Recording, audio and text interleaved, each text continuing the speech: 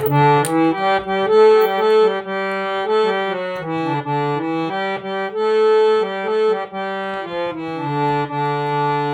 माँ का अचानक आगमन हो जाता है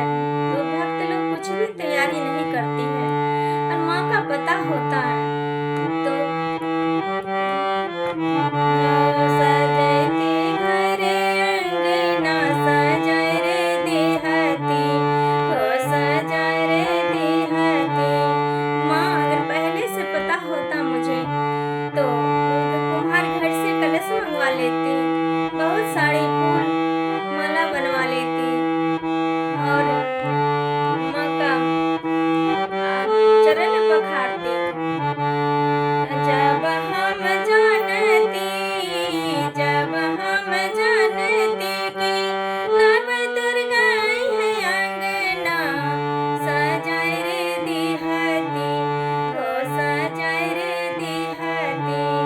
माँ अगर पहले से पता होता तो कुम्हार घर से कलश मंगवा लेती, दियारा मंगवा लेती और सखियों को बुला के बहुत सारे